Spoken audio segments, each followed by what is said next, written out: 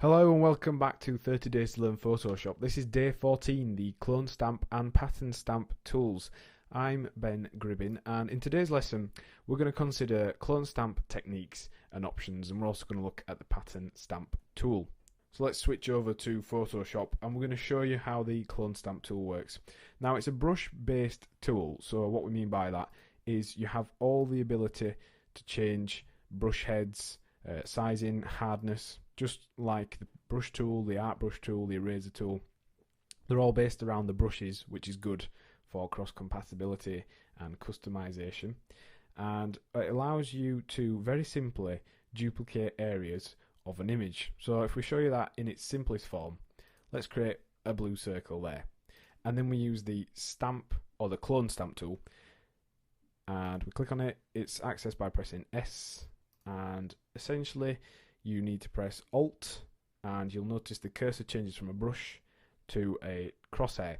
That is where we're going to duplicate the image from, so we can actually set the area we want to duplicate. In this case, we want to duplicate from the center of the circle, so we'll just roughly align that and then click, and that's now going to duplicate our image from there. Now, in the center of our brush, it does look like a normal brush, but it isn't. It's actually showing a preview of what we're going to be duplicating. So you can see there that we've created an exact replica of that circle there.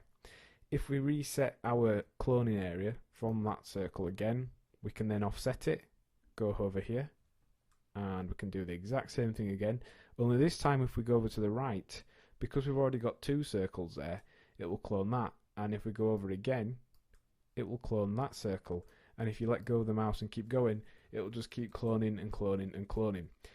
So that's the very basics of the tool. How can it actually be used? Well, if you look at this old photograph here, it's been damaged, been torn, it's been ripped, it's faded, and using the clone stamp tool you can actually work your way around an image, recreate, reconstruct areas, and restore a photograph. That's one of the main uses of this tool. So if we just go on to this secondary image, this is one where we've half restored and half haven't. Now this side's had a bit of colour correction applied to it just to make it look a little bit stronger, but you'll see from the original to this one we've recreated corners, we've removed tears, we've repaired areas that actually technically didn't exist. So for example, in this hairline of the chap here, there's no hair in this white gap, and yet on our restored version it would appear as though he's got a fine head of hair with no seaming joints or seams. So that's done by using the clone tool, and let's just demo that for you so you can actually see how it works and start repairing photos of your own. Now it's got a wide range of options along the top. You can change your brush, as we've already said, change the hardness. In general, if you're repairing photographs and things like that, turning the hardness down helps to just blend in and also hide what you've been repairing. And for really tricky elements and things that you want to repair, you can change the flow and opacity as well, so you can just have superb fine control over how much it's going to be blended in. And also this option here for the layer you are selecting it from, if you do all layers it will actually clone an entire layer, whereas sometimes if you've got a couple of layers, for example, let's say we've got blue circle on one layer, we'll create another layer and put a red circle on it. If we have it set to the layer we're on now, so current layer, we can duplicate the red square, not the blue one. But if we set it to all layers, we can duplicate the blue square circle and the red circle. So that's what that option does. That's handy when you've got multiple layers. So let's jump in and start repairing some of these cracks and tears and things. In order to repair this area, we've set the brush quite soft, we've kept the opacity as it is, and you're going to do a lot of re-aiming your clone area. So we're going to start by fading in the hair with this crack, and this is all the clone stamp is doing really, sort of hiding, blending and merging elements together. And it does take a little bit of practice, a little bit of getting used to the idea, but all you need to do then, once you've got the hang of it, is just start painting out areas that you don't want to keep, and retaining and sometimes creating detail from elements of the photograph that technically don't exist. So things like the hair, quite complicated, a little bit more difficult. And what you're looking for are lines that you can continue, and either side of this damaged area we're going to borrow this hairline, and we're going to borrow this hairline, and then we're going to use some of the forehead colour, just pressing Alt and click on the area we want to copy from in order to be able to reconstruct that area. So if we zoom out now, you can see we've gone from having that big tear and crack in it to having a nice repaired hairpiece. And then you'll notice on our restored version we've actually created a corner and removed all those cracks. So how did we do that?